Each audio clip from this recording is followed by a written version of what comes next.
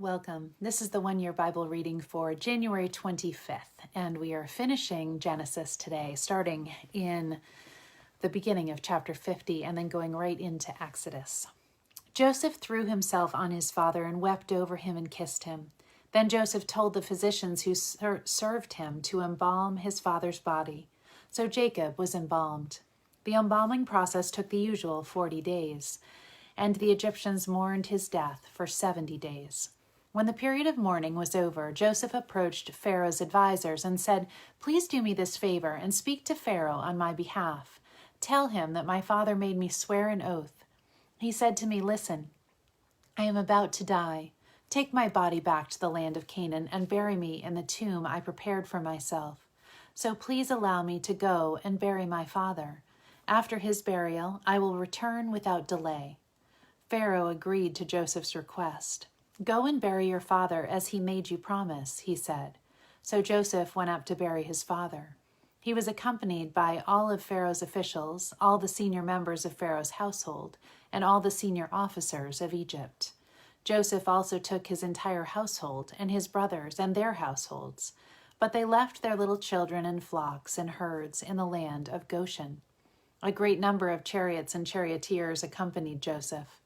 When they arrived at the threshing floor of Atad near the Jordan River, they held a very great and solemn memorial service with a 7-day period of mourning for Joseph's father. The local residents, the Canaanites, watched them mourning at the threshing floor of Atad. Then they renamed the place, which is near the Jordan, Abel Mizraim, for they said, 'This is a place of deep mourning for these Egyptians.' So Jacob's sons did as he had commanded them. They carried his body to the land of Canaan and buried him in the cave in the field of Machpelah near Mamre. This is the cave that Abraham had bought as a permanent burial site from Ephron the Hittite. After burying Jacob, Joseph returned to Egypt with his brothers and all who had accompanied him to his father's burial. But now that their father was dead, Joseph's brothers became fearful. 'Now Joseph will show his anger and pay us back for all the wrong we did to him,' they said. So they sent this message to Joseph. 'Before your father died, he instructed us to say to you, please forgive your brothers for the great wrong they did to you, for their sin in treating you so cruelly. So we, the servants of the God of your father, beg you to forgive our sin.' When Joseph received the message, he broke down and wept. Then his brothers came and threw themselves down before Joseph. 'Look, we are your slaves,' they said. But Joseph replied, 'Don't be afraid of me. Am I God that I can punish you? You intended to harm me, but God intended it all for good. He brought me to this position so I could save the lives of many people. No, don't be afraid. I will continue to take care of you and your children.' So he reassured them by speaking kindly to them. So Joseph and his brothers and their families continued to live in Egypt. Joseph lived to the age of 110.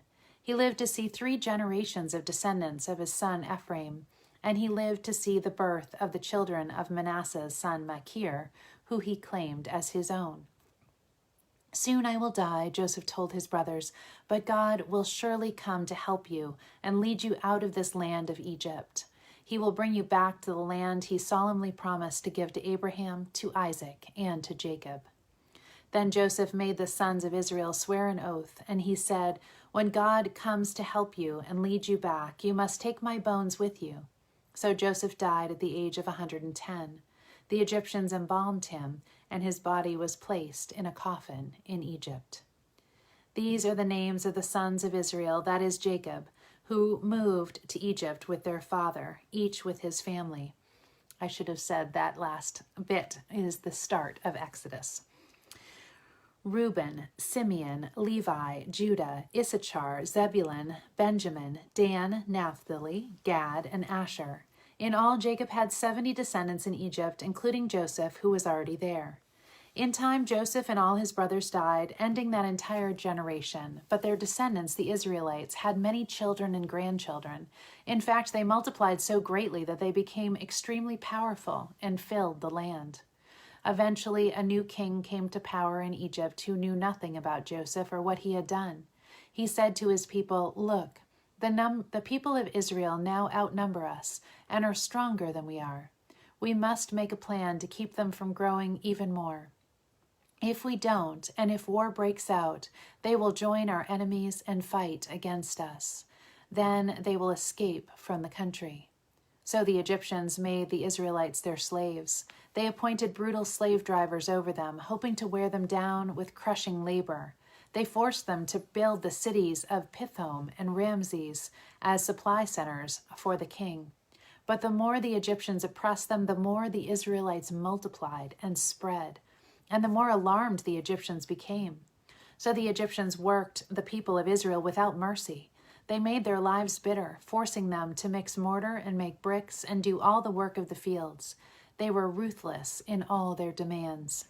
Then Pharaoh, the king of Egypt, gave this order to the Hebrew midwives, Shiphrah and Puah: "When you help the Hebrew women as they give birth, watch as they deliver. If the baby is a boy, kill him. If it is a girl, let her live." But because the midwives feared God, they refused to obey the king's orders, so they allowed the boys to live too. So the king of Egypt called for the midwives. "Why have you done this?" he demanded. "Why have you allowed the boys to live?" "The Hebrew women are not like the Egyptian women," the midwives replied. "They are more vigorous and have their babies so quickly that we cannot get there in time."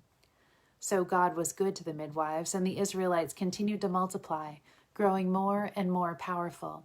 And because the midwives feared God, he gave them families of their own.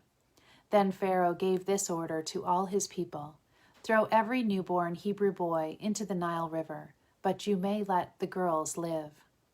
About this time, a man and a woman from the tribe of Levi got married. The woman became pregnant and gave birth to a son. She saw that he was a special baby and kept him hidden for 3 months. But when she could no longer hide him, she got a basket made of papyrus reeds and waterproofed it with tar and pitch. She put the baby in the basket and laid it along the reeds along the bank of the Nile River. The baby's sister then stood at a distance, watching to see what would happen to him. Soon Pharaoh's daughter came down to bathe in the river, and her attendants walked along the riverbank. When the princess saw the basket among the reeds, she sent her maid to get it for her. When the princess opened it, she saw the baby. The little boy was crying, and she felt sorry for him. "This must be one of the Hebrew children," she said. Then the baby's sister approached the princess. "Should I go and find one of the Hebrew women to nurse the baby for you?" she asked. "Yes, do," the princess replied. So the girl went and called the baby's mother. "Take this baby and nurse him for me," the princess told the baby's mother. "I will pay you for your help."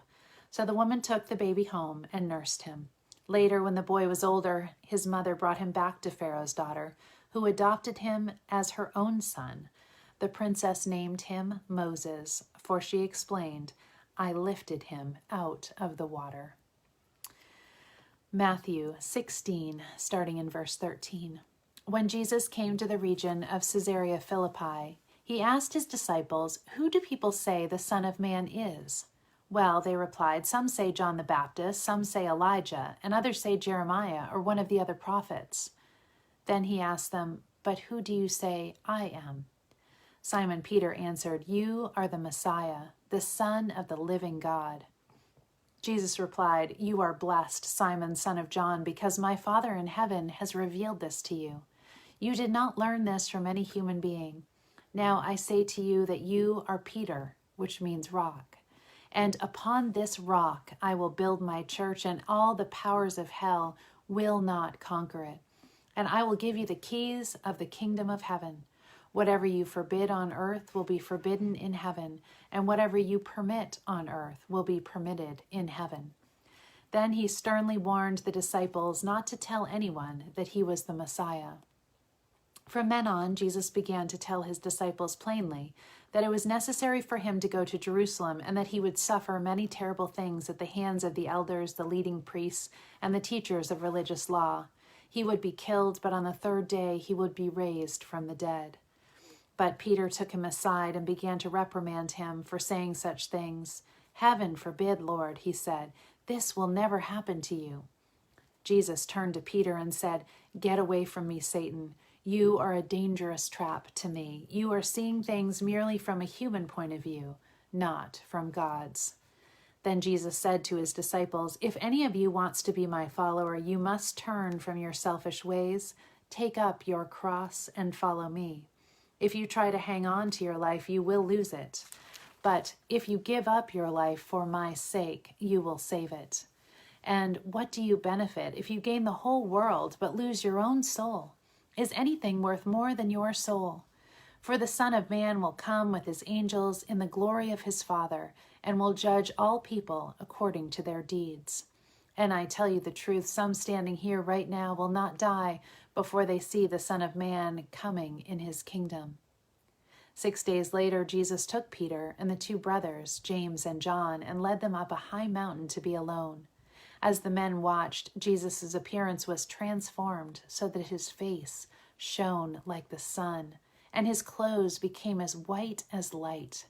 Suddenly Moses and Elijah appeared and began talking with Jesus.